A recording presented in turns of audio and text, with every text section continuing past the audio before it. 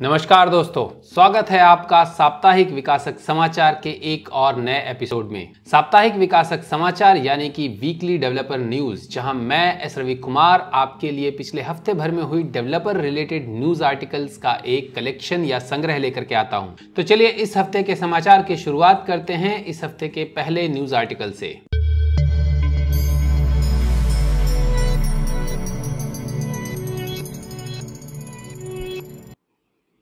इस हफ्ते का पहला समाचार, जो कि सबसे बड़ा समाचार, वो ये है कि .NET 7 रिलीज हो चुका है।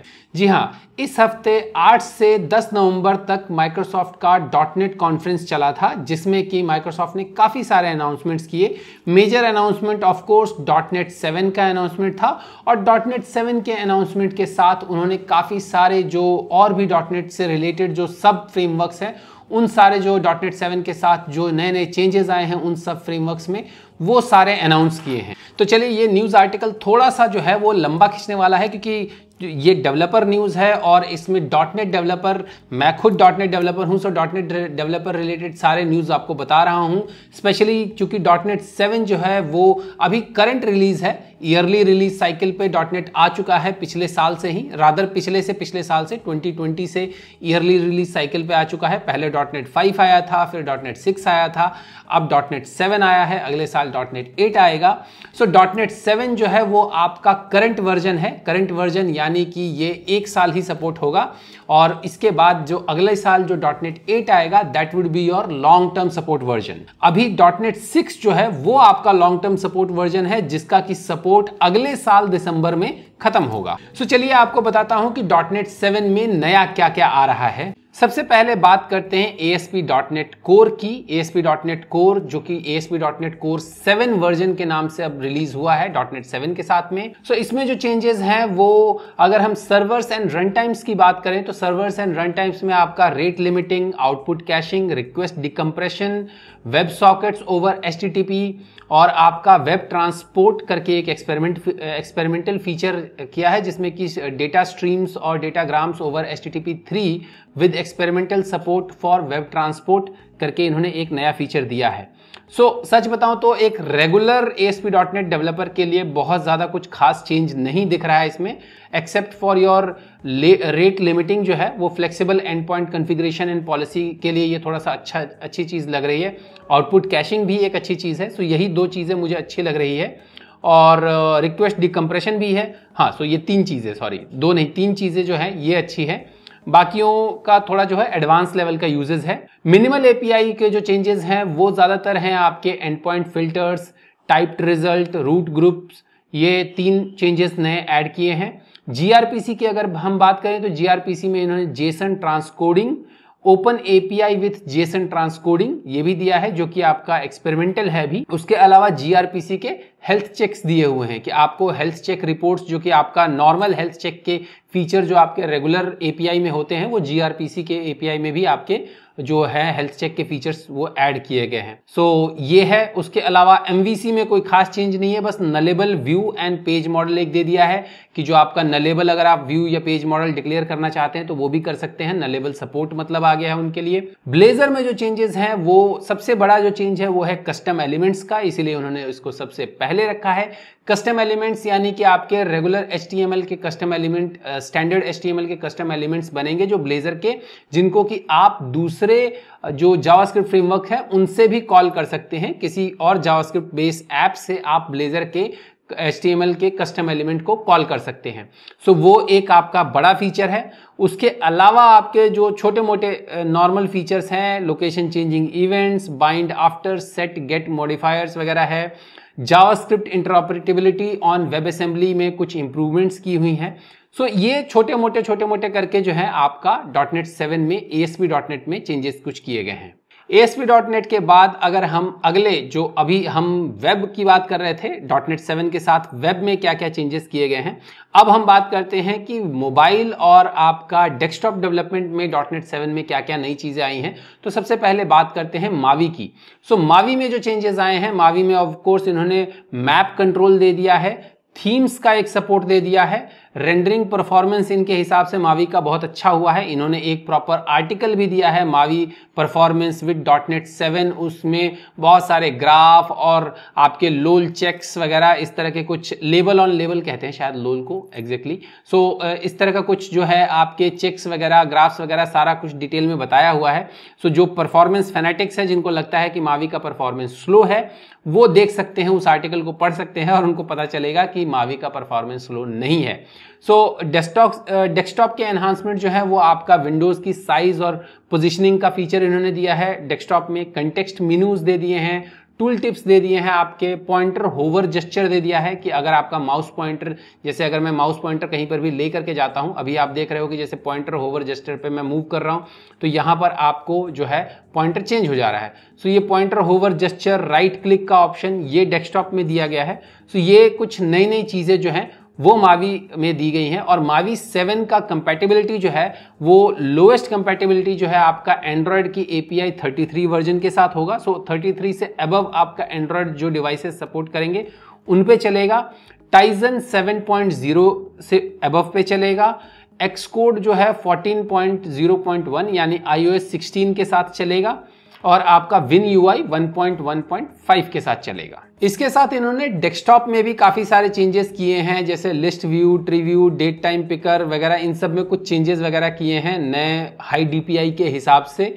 सो डेस्कटॉप में भी चेंजेस हुए हैं, यानी कि WinForms में चेंजेस हुए हैं, WPF में चेंजेस हुए हैं। सो ये आपके WinForms और WPF जो है वो सिर्फ आपके विंडोज पर चलते हैं। सो पुराने बेसिकली इन्होंने WinForms और WPF का सपोर्ट .NET Core से ही देना शुरू कर दिया था, .NET Core 3.1 से। और उसके बाद जब .NET 5 आया या .NET 6 आया, उनमें भी इन्होंने बोला कि भैया आपके जो WinForms के पुराने एप्लीकेशंस हैं या आपके WPF के जो एप्लीकेशंस हैं वो .NET 6 या .NET 5 के साथ चलेंगे तो सही, लेकिन वो सिर्फ विंडोज पर ही चलेंगे, बिकॉज WPF जो है वो विंडोज के साथ बहुत ही टाइटली कपल्ड है, या WinForms भी जो है वो विंडोज के साथ बहुत ज़्यादा टाइटली कपल्ड है। सो उनके ज़्यादा डिटेल्स मैं आपको बताऊंगा नहीं। आई थिंक यही जो है कुछ मेजर चेंजेस जो हैं वो आपके हैं इसमें। प्लस साथ में मैं आर्टिकल का लिंक आपको डिस्क्रिप्शन में दे दूंगा। इसमें इन्होंने कुछ सिनेरियोज भी बताए हुए हैं, जैसे इन्होंने बताया हुआ है कि अगर आप एग्जिस्टिंग .NET लाइब्रेरी को रिएक्ट कोड से ब्राउजर में कॉल करना चाहते हो तो आप ब्लेजर के थ्रू कर सकते हो .NET 7 में। ये एक नया फीचर है। अगर आप जेसन के जो कंटेंट्स हैं, जेसन डॉक्यूमेंट, अगर आपने जेसन को किसी भी डेटाबेस में स्टोर किया है तो उस डेटाबेस के कॉलम से डायरेक्टली जेसन को एज एन ऑब्जेक्ट में स्ट्रांगली टाइप करके यूज कर सकते हो। ये एक नया फीचर इन्होंने दिया हुआ है। बाकी rest and point open API के साथ बिल्ड कर सकते हो। आई थिंक ये कुछ नया नहीं है। आपका अहेड ऑफ टाइम कंपाइलेशन इन्होंने दिया हुआ है। और प्लस ये भी बता रहे हैं कि आप .NET Core ऐप को कंप्रेस कर सकते हो लिनक्स फ्रेंडली टार या GZ के फाइल के तौर पर। बाकी आपका वही क्रॉस प्लेटफॉर्म मोबाइल एप्लीकेशन आप मावी यूज करके बना सकते हो। सो ये सारे सिनेरियोज वगैरह भी इस आर्टिकल में दिए हुए हैं। सो इस आर्टिकल का लिंक मैं डिस्क्रिप्शन में दे दूंगा। आप में से कितने लोग .NET 7 पे मूव करने वाले हैं कमेंट सेक्शन में मुझे जरूर बताइएगा। अगला न्यूज जो है वो भी .NET कॉन्फ्रेंस से ही है, इसीलिए मैंने .NET की टी शर्ट भी पहनी हुई है इस बार न्यूज में, क्योंकि .NET कॉन्फ्रेंस के काफी सारे न्यूज हैं, काफी सारे क्या एक दो और न्यूज़ होंगे। सो ये न्यूज जो है वो विजुअल स्टूडियो को लेकर के है। हमेशा ऑफ कोर्स साल में 2 बार विजुअल स्टूडियो के बड़े रिलीजेस होते हैं, एक बिल्ड के टाइम पे, एक .NET कॉन्फ्रेंस के टाइम पे। सो .NEट कॉन्फ्रेंस में भी विजुअल स्टूडियो का एक बड़ा रिलीज आया है, या एक कहें कि वर्जन अपग्रेड आया है, दैट इज 7.4। पहले 7.3 था विजुअल स्टूडियो, अब 7.4 आ चुका है। और ये 7.4 विजुअल स्टूडियो जो है वो अक्रॉस आपके डिफरेंट प्लेटफॉर्म्स आ चुका है, यानी Visual Studio for Windows, Visual Studio for Mac and अब जो विजुअल स्टूडियो फॉर आर्म भी रिलीज हुआ है। सो ये तीनों विजुअल स्टूडियो रिलीज हुए हैं और तीनों का वर्जन जो है वो मैच किया गया है। तीनों वर्जन जो है स्टेबल वर्जन आपके 7.4 ही हैं। सो सबसे पहले बात करते हैं विजुअल स्टूडियो फॉर विंडोज की, कि विजुअल स्टूडियो फॉर विंडोज में क्या क्या चेंजेस आए हैं। सबसे पहला जो चेंज आया हुआ है, जो बड़ा चेंज है, वो ये है कि आपका एबिलिटी दे दिया है इन्होंने विजुअल स्टूडियो में कि आप अपने अपडेट को रोल बैक कर सकते हैं। ये एक, वैसे तो इन्होंने खुद सेकंड नंबर पर रखा है इसको, जो पॉइंट्स लिस्ट डाउन किए हैं वहां पर इन्होंने इसको सेकंड नंबर पर रखा है, लेकिन ये फीचर जो है ये मतलब एक तरह से इसको टॉप पे रखना चाहिए था, क्योंकि मुझे ये बड़ा अपडेट लगता है। क्योंकि हर बार जो है जब भी विजुअल स्टूडियो का कोई अपडेट आता है तो चीजें फटती हैं। जैसे अभी विजुअल स्टूडियो का अपडेट ये जो है ये इन्होंने 8 तारीख को, नवंबर 8 को, क्योंकि 8 से आपका डॉटनेट कॉन्फ्रेंस स्टार्ट हुआ था, सो नवंबर 8 को इन्होंने ये लॉन्च किया था। और मेरे एक दोस्त हैं, या दोस्त क्या कहूँगा, सीनियर हैं आपके, डेविड मैकार्टर जो हैं, जो कि शीशाप कॉर्नर पे काफ़ी सारे सेशंस वगैरह देते रहते हैं और उनका अपना शो भी है, आई थिंक डेव शो करके कुछ है। सो उन्होंने ये कंप्लेंट डाला है कि भैया उनके विजुअल स्टूडियो में कई सारी चीज़ें नहीं चल रही है, यूनिट टेस्टिंग नहीं चल रहा है अपडेट के बाद, और 2-4 चीज़ें और नहीं चल रही है, वो जो ट्विटर पे कंप्लेंट डाले जा रहे हैं। सो आई थिंक उनको मैं ये आर्टिकल भेज दूंगा कि रोल बैक कैसे करते हैं भैया, रोल बैक कर लो। सो ये एक फीचर जो है ये इन्होंने एक अच्छा फीचर दिया है कि आप विजुअल स्टूडियो को रोल बैक कर सकते हो, बिकॉज कुछ ना कुछ प्रॉब्लम्स आ रही हैं। अभी तक डेविड मैकार्टर ने एटलीस्ट 3 या 4 चीज़ें जो हैं वो पॉइंट आउट की हैं ट्विटर पर कि नए विजुअल स्टूडियो में ये नहीं चल रहा। यूनिट टेस्टिंग वाला मुझे एक याद था कि लाइव यूनिट टेस्टिंग जो है वो फेल हो रहा है, ये आज सुबह ही मैंने ट्वीट देखा था, उससे पहले भी 2-3 चीज़ें और थी जो उनकी नहीं चल रही थी। सो ये जो प्रॉब्लम्स आती रहती हैं, इसलिए बेटर ऑप्शन, या तो आपके पास एक ऑप्शन ये है कि वेट कर लीजिए, या तो फिर आप रोल बैक कर लीजिए। सो देख लीजिए अपने हिसाब से जो भी करना है। सो ये एक अच्छा फीचर है। इसके अलावा इन्होंने जो है विजुअल स्टूडियो में जो दूसरी बड़ी चीज़ जो दी है वो आपका ऑफ कोर्स डॉटनेट 7 का सपोर्ट दे दिया है। और जो मेजर एक और जो बड़ी चीज़ है वो ये है कि ये आपका LTC सपोर्ट वर्जन है। विजुअल स्टूडियो जो है वो एंटरप्राइज सपोर्ट जो है वो LTC long term support version है विजुअल स्टूडियो 2022 का। सो इसमें सारी चीज़ें जो हैं long term service channel support जिसे कहते हैं वो है, और इसमें सारी चीज़ें आपके विजुअल स्टूडियो के long term service channel support में मिलेगी। इसमें जो बेस्ट जो एक फीचर रोल बैक के अलावा जो अगला बेस्ट फीचर जो मुझे लगा वो ये लगा कि मल्टी रेपो सपोर्ट इन्होंने दे दिया है। जो मल्टीपल रेपो, आप मल्टीपल गिट रेपोजिटरी जो है, जो अभी तक प्रीव्यू में था, हालांकि स्टेबल वर्जन में भी अवेलेबल था लेकिन वो as a preview feature available था, अब जो है वो डिफॉल्ट स्टेबल फीचर अवेलेबल है कि आप मल्टीपल गिटहब रेपोज को कनेक्ट कर सकते हैं इन ए सिंगल सॉल्यूशन फाइल। सो ये आपका एक नया फीचर दिया है। उसके अलावा माइक्रोसॉफ्ट टीम्स का टूल किट दे दिया है, वो एक अच्छा फीचर दिया है। प्लस जैसा कि डॉटनेट मैंने बोला कि ये विजुअल स्टूडियो फॉर विंडोज है, अब इसके साथ साथ ही आपका विजुअल स्टूडियो फॉर आर्म भी रिलीज हुआ है, यानी ARM, जो आपका विंडोज फॉर आर्म, जो आर्म बेस्ड आपके विंडोज चलेंगे उनके ऊपर चलेगा। जो कि अभी आपका विंडोज डेवलपर किट भी, पिछले हफ्ते की न्यूज़ में मैंने आपको बताया कि विंडोज डेवलपर किट जो है विंडोज सबको बांट रहा है। आई थिंक बताया कि नहीं बताया मुझे याद नहीं, अच्छे से चेक कर लीजिएगा। सो विंडोज डेवलपर किट जो है पिछले हफ्ते से बांटना शुरू किया। इंडिया में ऑफ कोर्स अवेलेबल नहीं है, लेकिन वो आर्म बेस्ड जो है वो डेवलपर किट है, जिसमें कि आप visual Studio for arm install कर सकते हैं। वो फुल फ्लेज विजुअल स्टूडियो होगा जिसमें कि आप आर्म बेस्ड डॉटनेट 7 के एप्लीकेशन वगैरह, डॉटनेट 7, डॉटनेट 6 के एप्लीकेशन बिल्ड कर सकते हैं, क्योंकि डॉटनेट 6 और डॉटनेट 7 में आपका आर्म सपोर्ट अवेलेबल है। सो आप आर्म बेस्ड विंडोज के एप्लीकेशन जो है वो बिल्ड कर सकते हैं, चाहे वेब एप्लीकेशन हो चाहे डेस्कटॉप एप्लीकेशन हो, वो आप बना सकते हैं। विजुअल स्टूडियो फॉर मैक के बारे में ज्यादा कुछ नहीं बोलूंगा, वो इंस्टॉल करके ही देखूंगा मैं कि क्या है क्या नहीं है। बिकॉज सच बताऊं तो विजुअल स्टूडियो फॉर मैक जो है वो kind of visual studio team जो है उसको एज ए सेकेंडरी टीम के तौर पर, या सेकेंडरी टूल, या सेकेंड क्लास सिटीजन के तौर पर उसको यूज करती है। सच बताऊं तो उसमें बहुत ज्यादा फीचर्स नहीं होते हैं। Xamarin स्टूडियो को ही उन्होंने रीब्रांड किया था और उसके बाद उसमें कुछ चीजें ऐड की थी, लेकिन इतनी सारी चीजें जो इसमें है वो नहीं है। विजुअल स्टूडियो में जितनी सारी चीजें हैं वो विजुअल स्टूडियो फॉर मैक में नहीं है, लेकिन जो बेसिक चीजें हैं, आपका गिट्स का सपोर्ट जो है वो भी है इसके अंदर। मल्टीपल गिट का सपोर्ट ऑफ कोर्स नहीं है। मावी का सपोर्ट स्टैंडर्ड आ चुका है, which is a good thing, जो कि मैं पिछली बार भी पिछले न्यूज में भी मैंने आपको बताया कि मावी का स्टैंडर्ड सपोर्ट आ चुका है विजुअल स्टूडियो फॉर मैक के साथ। So Visual Studio for Mac के स्टेबल वर्जन में मावी आ चुका है। और ये एक अच्छी न्यूज़ है। उसके अलावा विजुअल स्टूडियो फॉर मैक में बताने लायक कुछ खास नहीं है। मैंने तो अपना विजुअल स्टूडियो जो है वो अपग्रेड कर दिया है, विंडोज़ वाला अपग्रेड कर लिया है। मैक पे इंस्टॉल करूंगा कुछ दिनों में, अभी कुछ इवेंट्स वगैरह हैं, उससे आपका फ्री होने के बाद शायद अगले हफ्ते मैं इंस्टॉल करूंगा। आप में से कितने लोग अपने विजुअल स्टूडियो को अपग्रेड कर चुके हैं कमेंट सेक्शन में मुझे बताइएगा, और आप में से कितने लोग visual Studio for arm try out करने वाले हैं ये भी मुझे बताइएगा।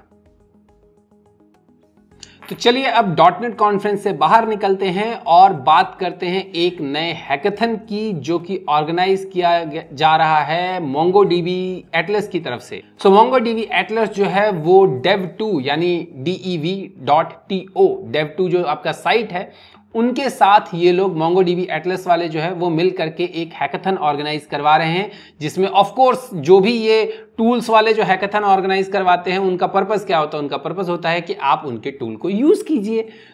ये हैकाथन जो है इसमें भी आपका यही है कि आपको मोंगोडीबी यूज करके आपको एप्लीकेशन बनाने हैं। आप इसमें 4 तरह की कैटेगरीज इन्होंने जो है वो बताई हुई है। पहला है सर्च नो मोर, जिसमें कि आप मोंगोडीबी यूज करके मोंगोडीबी के एटलस सर्च फीचर को यूज करके फुल टेक्स्ट सर्च का अगर कोई एप्लीकेशन बनाते हैं तो वो आपका सर्च नो मोर कैटेगरी में आएगा। उसके बाद एक है अबाउट रियल टाइम, जिसमें कि आप मोंगोडीबी एटलस यूज करके आप रियल टाइम अपग्रेड, जैसे कोई डैशबोर्ड बना दीजिए जो कि रियल टाइम अपडेट होता रहे मोंगोडीबी से डेटा लेते हुए, और मोंगोडीबी में कहीं से डेटा पुश होता रहे उसके अंदर। उस टाइप का कोई रियल टाइम अपडेट वाला जो है उस तरह का कोई एप्लीकेशन बना सकते हैं मोंगोडीबी एटलस यूज करके। इसके अलावा think outside the JS box, ये जो है ये थोड़ा सा अलग है। इसमें आपके इस कैटेगरी में हम डॉटनेट डेवलपर पार्टिसिपेट कर सकते हैं, क्योंकि इसमें लिखा गया है कि build an application using MongoDB Atlas with any language that is not JavaScript. हम ब्लेजर यूज करके मोंगोडीबी एटलस को एज ए बैकएंड यूज करके एप्लीकेशन बना सकते हैं। इसमें इन्होंने ऑफ कोर्स ये अपनी तरफ से तो फार्म स्टैक बोल रहे हैं, अब फार्म स्टैक का लिंक डाल दो, या पाइथन या क्वार्कस या जावा कुछ इस टाइप का। इन्होंने मोंगोडीबी वाले ने देख लो भैया डॉटनेट का नाम नहीं लिया। ये बोल रहे हैं कि भैया बिना जावास्क्रिप्ट के कोई एप्लीकेशन बनाओ। ये एक कैटेगरी है think outside the JS box. और उसके बाद है गूगल क्लाउड सुपरस्टार, जिसमें कि मोंगोडीबी एटलस और गूगल क्लाउड की सर्विसेज को आप यूज करके अगर कोई एप्लीकेशन बनाते हैं तो वो है। और फोर्थ है चूज योर ऑन एडवेंचर, मतलब कुछ बाकी इसके अलावा जनरल कैटेगरी, जिसको भी जो बनाना है वो बना दो। बस फर्क यह है कि आपको मोंगोडीबी एटलस यूज करना आना चाहिए, मतलब आना क्या चाहिए, मोंगोडीबी यूज करना है अपने उस एप्लीकेशन में, तभी आप क्वालिफाई कर पाओगे। और ये जो है ये शुरू हो चुका है, इसका लास्ट डेट जो है वो 8 दिसंबर है। 8 दिसंबर 2022 रात के 12 बजे यूटीसी के जो है वो लास्ट डेट है सबमिशन का। और आई थिंक उसके बाद 9 दिसंबर या 10 दिसंबर को ये जो है जजिंग शुरू करके 9 दिसंबर से जजिंग शुरू होगी, और उसके एक हफ्ते के अंदर अंदर ये रिजल्ट दे देंगे। इसका जो प्राइजेस हैं उसमें आपको आई थिंक फर्स्ट प्राइस शायद $1000 का गिफ्ट कार्ड है, $3000 का USD है क्रेडिट जो है वो फोरम शॉप पे मिलेगा। मोंगोडीबी का ग्रैंड प्राइस स्वैग पैकेज मिलेगा, कितनों को मिलेगा किसको मिलेगा पता नहीं है। $50 का एटलस क्रेडिट मिलेगा आपको, डेव का स्टिकर पैक मिलेगा, मोंगोडीबी एटलस हैकाथन का प्रोफाइल बैज मिलेगा आपको, ये अगर पार्टिसिपेट करते हैं तो। ये 5 ग्रैंड प्राइज हैं, और उसके अलावा रनर अप प्राइजेस भी हैं $500 के गिफ्ट कार्ड वाले, जो कि 10 हैं। और सारे पार्टिसिपेंट को स्टिकर पैक मिलेगा ऑफ कोर्स। आप में से जो भी मोंगोडीबी एटलस यूज करना चाहते हैं या मोंगोडीबी को ट्राई आउट करना चाहते हैं वो ऑफ कोर्स इस हैकाथन में पार्टिसिपेट कर सकते हैं। और अगर आप चाहते हैं कि मैं ब्लेजर यूज करके मोंगोडीबी एटलस के वो नो जावास्क्रिप्ट वाले कैटेगरी में अप्लाई करूं या एनीथिंग वाले कैटेगरी में अप्लाई करूं, तो कमेंट सेक्शन में ज़रूर लिख करके बताइएगा। मैं कोशिश करूंगा, क्योंकि अभी टाइम है, सोचा जा सकता है इसके बारे में। बहुत ज़्यादा कोई बड़ा एप्लीकेशन तो बनाने का सोच नहीं सकते, बिकॉज पूरा सिनेरियो समझना पड़ेगा। या आप में से कोई अगर आप ये चाहते हैं कि हम लोग मिल करके कुछ बनाएं, मैं लाइव स्ट्रीम करूं, लाइव स्ट्रीम में आप में से कोई लोग आना चाहते हैं और साथ में मिल करके अगर हम कुछ बनाएं, किसी वीकेंड पर बैठ करके कुछ हैकिंग वैकिंग करें, तो कमेंट सेक्शन में ज़रूर बताइएगा, हम इस बारे में कुछ प्लान कर सकते हैं। अगला न्यूज गिटहब से रिलेटेड है। गिटहब एक नया फीचर जो है वो प्रीव्यू में लॉन्च कर रहा है, और उस फीचर का नाम है हे गिटहब। अब नाम से आपको अंदाजा लग ही गया होगा, हे गिटहब का मतलब क्या है कि हे गिटहब यानी कि आपका एक वॉइस असिस्टेंट गिटहब लॉन्च कर रहा है, जिसमें कि आप वॉइस के थ्रू कोडिंग कर सकते हैं। जैसे आपका हे सिरी से आप कमांड वगैरह बोलते हैं अपने एप्पल वॉच में या आईफोन में, आपका हे गूगल या हेलो गूगल से आप कुछ भी बोलते हैं, कोर्टाना है आपका माइक्रोसॉफ्ट में, एलेक्सा है आपका अमेजॉन में। तो अब गिटहब ने भी अपना एक कोडिंग असिस्टेंट निकाला है जो कि गिटहब को पायलट के साथ चलेगा। सो आप वॉइस बेस्ड कमांड दे करके आप ऑटोमेटिक कोड लिखवा सकते हैं। ये फीचर अभी विजुअल स्टूडियो कोड के साथ ही चलेगा और प्रीव्यू में है। आप में से जो लोग रजिस्टर करना चाहते हैं, आर्टिकल का लिंक डिस्क्रिप्शन में दिया हुआ है, ट्राई आउट कर सकते हैं। मैं गिटहब को पायलट को बहुत ज़्यादा सपोर्ट नहीं करता, मुझे उतना कुछ खास लगता नहीं है, सो देख लीजिए। अगला न्यूज भी गिटहब से ही रिलेटेड है, लेकिन ये एक नेगेटिव न्यूज है। जिस बात का डर था वही हुआ है। गिटहब और माइक्रोसॉफ्ट के ऊपर एक पर्सन है, उन्होंने जो है क्लास एक्शन लॉ सूट जो है वो फाइल किया है। आई थिंक यूएस में कैलिफोर्निया या कहीं पर किया है। हाँ, class action lawsuit has been filed against the AI powered pair programming tool. The lawsuit has been initiated by Matthew Buttrick, who is a programmer, author, and lawyer. He is being represented by Joseph Civil Law Firm from California. So of course California में ही आपका Microsoft का head office भी है और California में ही ये lawsuit file हुआ है गिटहब को पायलट एंड माइक्रोसॉफ्ट के अगेंस्ट।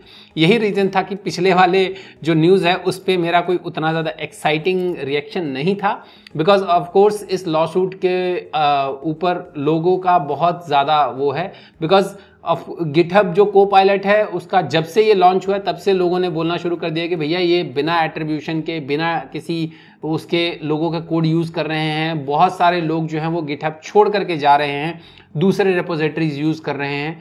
सो ये लॉ सूट मेरे ख्याल से लॉन्ग ड्यू था, काफ़ी दिनों से ड्यू था और ये होना ही था। सो ये लॉ सूट हुआ है गिटहब और माइक्रोसॉफ्ट के ऊपर। देखिए इसका रिजल्ट क्या आता है।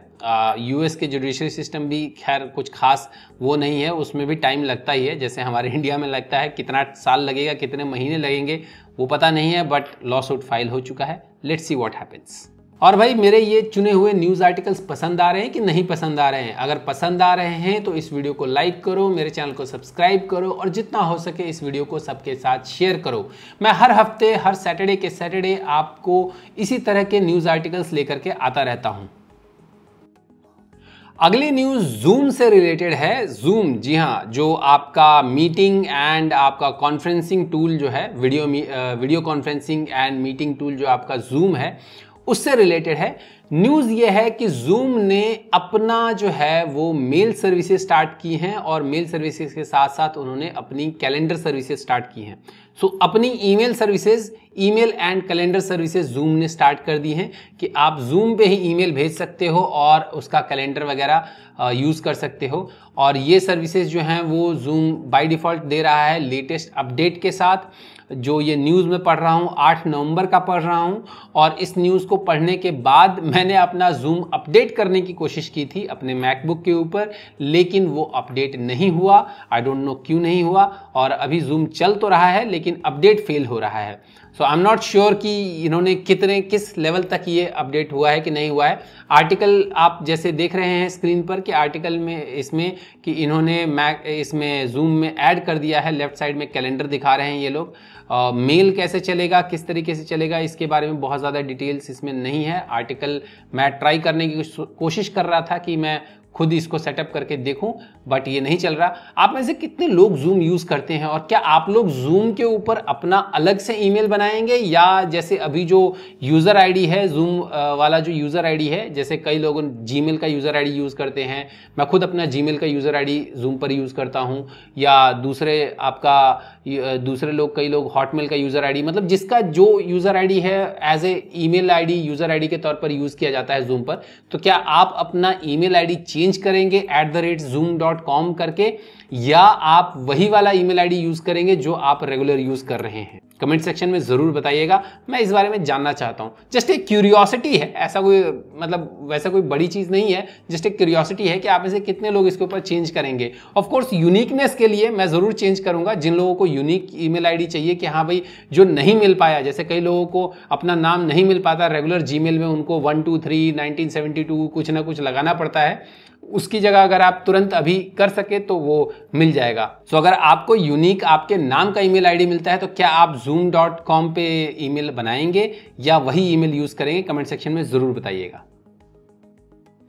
अगला न्यूज जो है बेसिकली एक फॉरकास्ट है। न्यूज क्या फॉरकास्ट है, जीनेट की तरफ से। जीनेट का आर्टिकल है जिसमें कि इनका ये कहना है कि साइबर सिक्योरिटी, क्लाउड और कोडिंग जो है वो 2023 में हाईली डिमांडेबल स्किल्स होंगे। सो अब आप लोगों को पता ही है कि नवंबर स्टार्ट हो चुका है, नवंबर में भी 8-10 दिन बीत चुके हैं और बस एक महीने बाद आपका 2023 स्टार्ट होने वाला है। सो लोगों ने कमेंट्स वगैरह या कंटेंट बनाना शुरू कर दिया है 2023 में क्या चलने वाला है, क्योंकि जनवरी का कीवर्ड यही होने वाला है, टॉप 5 स्किल्स। सो मैंने भी इसके ऊपर कंटेंट बनाना शुरू कर दिया है। वीडियो आपका टेकी ट्यूसडे पिछले हफ्ते का देखिएगा, जो पिछला वाला अभी रिसेंट वाला जो टेकी ट्यूसडेज है वो देखिएगा। उसमें पहला क्वेश्चन ही जो था वो टॉप 5 टेक्नोलॉजीज या टॉप 5 प्रोग्रामिंग लैंग्वेज ऑफ 2023 के ऊपर था। इसी तरह से और भी टॉप 5 रिलेटेड मैं कंटेंट कुछ ना कुछ बनाऊंगा, क्योंकि ये कीवर्ड है और इससे व्यूज आएंगे। सो कंटेंट बढ़ाना है तो इसको यूज करना है। एनीवेज न्यूज पे वापस आते हैं। न्यूज ये है कि cyber security, cloud and coding, these 3 skills will be in high demand in 2023। वैसे अभी फायरिंग बहुत तगड़े ढंग से हो रही है, सो कोडिंग में बहुत ज़्यादा कंपटीशन है। साइबर सिक्योरिटी में भी आई थिंक काफ़ी ज़्यादा कंपटीशन है, लेकिन साइबर सिक्योरिटी आपका ग्रो कर रहा है। क्लाउड में यार क्लैरिटी नहीं होती कि क्लाउड में मतलब क्या, क्लाउड में तो आपका डेवऑप्स ये सारा कुछ सब कुछ आ जाता है। सो ये बहुत ही ना वेग सा है और बोलने के लिए बोल दिया है बस कि हाँ भाई ये इन तीनों में डिमांड रहेगा। इन तीनों में वैसे सच बताऊं तो हर साल डिमांड रहता है। और इसी के साथ इस हफ्ते का साप्ताहिक विकासक समाचार यानी कि वीकली डेवलपर न्यूज समाप्त होता है। उम्मीद है आपको मेरे चुने हुए ये न्यूज आर्टिकल्स और इन पे दी हुई मेरी प्रतिक्रियाएं पसंद आई होंगी। यदि आपको ये वीडियो पसंद आया है तो इस वीडियो को लाइक कीजिए, मेरे चैनल को सब्सक्राइब कीजिए और जितना हो सके इस वीडियो को सबके साथ शेयर कीजिए। तो जल्द ही मिलते हैं मेरे अगले वीडियो में, तब तक के लिए अपना ख्याल रखिएगा। नमस्कार।